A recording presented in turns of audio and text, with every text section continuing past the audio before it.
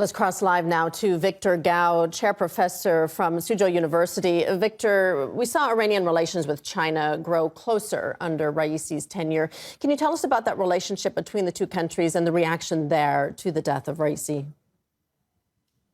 Thank you very much for having me. First of all, please allow me to express condolences to President Raisi, the foreign minister, and all the others on board of the helicopter. And I hope their families will overcome their grief, and the people in Iran will also overcome this very difficult period of time. China and Iran have very close relations with each other. We deal with each other completely as an equal and respect each other's system. And the bilateral relations over the past 10 years has really developed in leaps and bounds. And the fact that Iran is now a member of the SCO as well as the BRICS, for example, are important indications of how the Chinese people and the Iranian people have grown in terms of their trust of each other and willingness to promote their cooperation. I think the Chinese people stand by with the Iranian people in this very difficult time, and we hope Iran will re-emerge from this period of grief and rededicate themselves to peace and development and overcome all the challenges and difficulties that they are faced with right now. Victor, Venezuela and India, both allies of Iran, have reacted to Raisi's death. Why do you think the West has been so slow with an official reaction? Well, Iran does have very difficult relations with the West and with the United States in particular, in more recent time with Israel. So it's not surprising that some countries do not respond very quickly, promptly, to the passing away of the head of state of a very important country.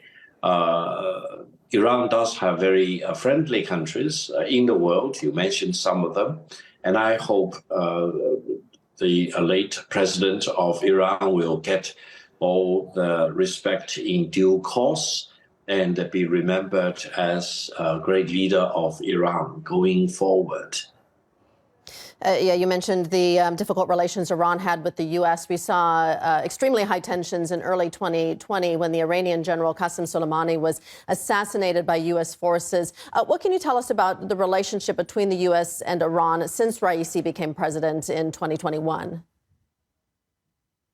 Well, I just hope the United States will deal with Iran as it is. Iran is a very important country in that part of the world, and also a spiritual leader as far as the Shiite Muslims are concerned in the world. Iran has a very glorious ancient history, and the people are hardworking, are dedicated to a lot of creativities.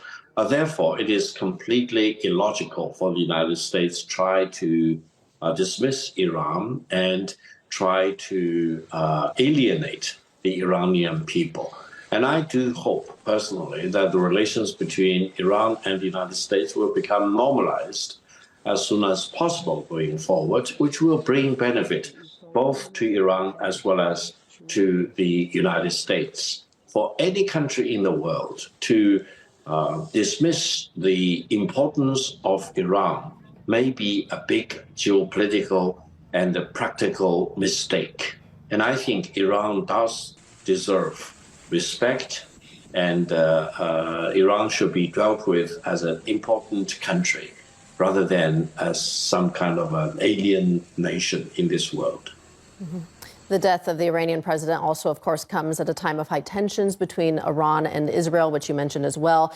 Just last month, Israel struck the Iranian consulate in Damascus, and Iran responded with its own strikes. Israel had promised to retaliate. What impact do you think this could have on regional tensions and regional relations? Well, I just hope that episode has already gone into the past, because for Israel and Iran to have direct confrontation with each other is not in Iran's interest, as well as not in Israel's interest.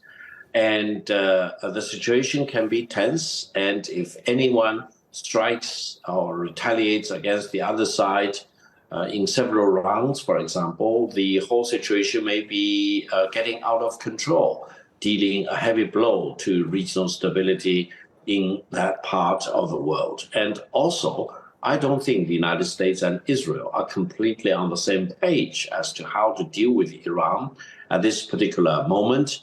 And I don't think Israel will make any decision to strike against Iran in its own capacity without the full support and backup of the United States. And at a time when Israel is fully engaged in the situation in Gaza, and their treatment of the Palestinian people in Gaza has really triggered a lot of indignation in many countries in the world, including many university campuses in the United States.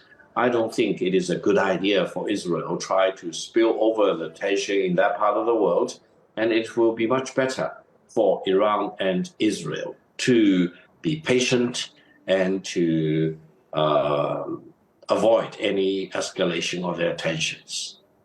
All right, Victor Gao, Chair Professor of Suzhou University, joining us live from Beijing. Thank you.